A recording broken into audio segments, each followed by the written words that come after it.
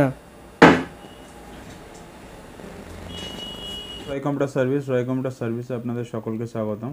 তো আজকে আমরা ভিডিওটা দেখাবো একটা কম্পিউটার কিভাবে আমরা আনপ্লাগ ইন করবো, মাদারবোর্ডের থেকে সব পার্টস কীভাবে খুলবো, তো তারই সম্পূর্ণ ভিডিও আপনারা দেখুন। ঠিক আছে, মেশিন, ঠিক আছে, মেশিন, এই যে মেশিনটা আমরা কীভাবে প্রথমে আমরা কিভাবে মেশিনটা সব স্পেয়ারগুলো খুলছি সেটা দেখাবো। এর পরের ভিডিওতে আমরা দেখাবো যে মেশিনটা কিভাবে আমরা ইনস্টলেশন করব সব পার্টসগুলো। ঠিক আছে, এই যে আমরা সব কীভাবে খুলবো সেগুলো আগে প্রথমে দেখিয়ে নিচ্ছে এটা। ঠিক আছে, তো প্রথমে এই যে সিস্টেমটা আমি আপনার দেখিয়ে নিচ্ছি পুরো। দেখেন যে মেশিন, ঠিক আছে, এটা রাইটার, এটা সুইচ, এটা রিস্টার্ট সুইচ, কম্পোনেন্টগুলো আপনাদের চেনাছি। এটা এসএমপিএস, এটা হার্ড ডিস্ক, এটা মাদারবোর্ড, এটা র্যাম। ঠিক আছে, তো আমি এই কেবিলগুলো কীভাবে আপনাদের সামনে আনপ্লাগিং করব সেটা আমি আপনাদের দেখাই। প্রথমে এই যে আমরা এসএমপিএসের যে তারগুলো আছে বা কানেক্টিভিটিগুলো সেগুলো আমরা আগে খুলে নেব।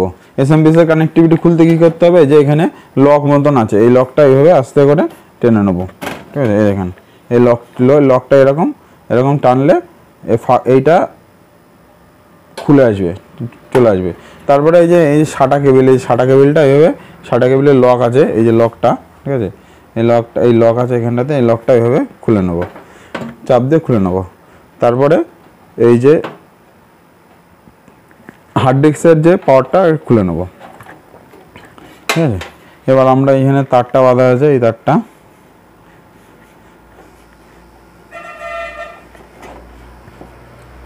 এই হালকা করে খুলে নেব।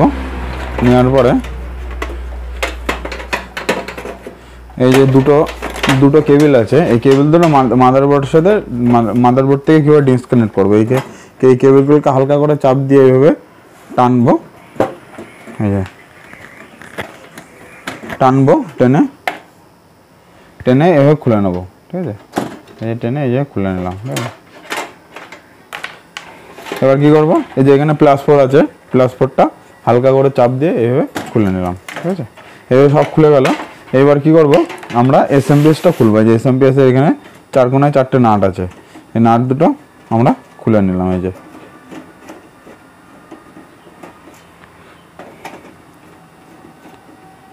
4 কোণায় 4টে নাট আছে, নাট দুটো খুলে নিলাম।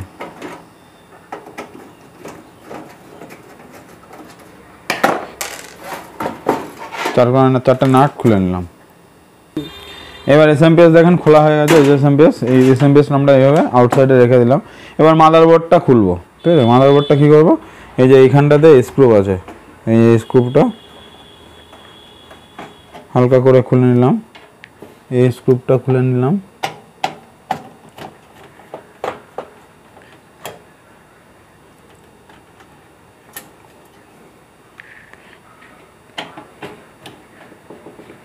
এই স্ক্রুটা খুলে নিলাম। ঠিক আছে, এই 4 কোণায় 4 এই স্ক্রুগুলো আমরা খুলে নেব।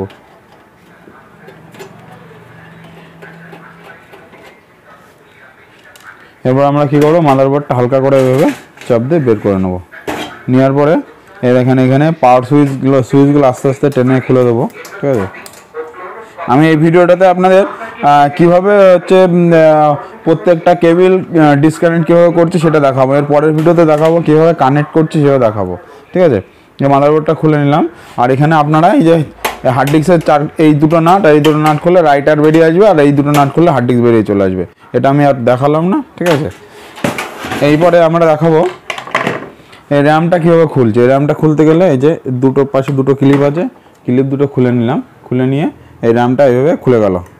এরপরে আমরা খুলবো এর তলায় যা প্রসেসর মানে সিপিইউটা আছে, সিপিইউটা কীভাবে খুলবো, এইখানে ক্লিপ আছে, এই ক্লিপটা এইভাবে ঘোরাবো। এই দেখেন এই ক্লিপ ঘোরাবো, তার আগে দেখাইনি। এই দেখেন এই যে ক্লিপের মাথায় যে দেখেন এইগুলো বেরিয়ে আছে। ঠিক আছে, এইগুলো আমরা হালকা করে চাপ দেবো। এই যে দুটো এইভাবে চাপ দেবো, চাপ দিলে হালকা করে টানার পরে এই যে খুলে গেল। ঠিক আছে, এবার ফ্যানের যে পয়েন্টটা আছে এটা হালকা করে এরকম টান দেবো, টান দিয়ে খুলে যাবে। এবার পয়সার খুলতে গেলে কী করতে হবে, বোর্ডটা আমরা এই যে এই নবটাকে নিচে লাগাবো, এই যে নবটা দেখেন, এই নবটাকে আমরা এইভাবে নিচে লাগাবো। লাগানোর পরে আমরা এই যে এইবার এইভাবে টান দেবো, পয়সারটা খুলে গেল। ঠিক আছে, এবার আর একটা জিনিস দেখাচ্ছি, বায়োস ব্যাটারিটা কীভাবে খুলবো। বায়োস ব্যাটারি খুলতে গেলে এই জায়গায় নব আছে না, এই যে নবটা এদিকে সামনের দিক টান দেবো, সামনের দিক টান দিলে এই হালকা করে উঠে আসলো, এই বায়োস ব্যাটারি খুলে গেল। ঠিক আছে, তো আমরা এইভাবে একটা কম্পিউটারের প্রত্যেকটা কানেক্টার বা কানেকশান কীভাবে ডিসকানেক্ট করব আমি এই ভিডিওতে দেখালাম। ভিডিওটা যদি ভালো লাগে অবশ্যই আপনারা ভিডিওতে লাইক, শেয়ার, কমেন্ট ও আমার চ্যানেলটিকে অবশ্যই সাবস্ক্রাইব করবেন। আজকের মতন ভিডিওটা এই পর্যন্তই, পরবর্তী ভিডিওতে দেখা হবে। আর আমরা এর পরের পার্টে আসছি, আমরা কম্পিউটারের পার্টস কীভাবে আমরা পুরো কম্পিউটার কীভাবে সেটিং করব। ঠিক আছে।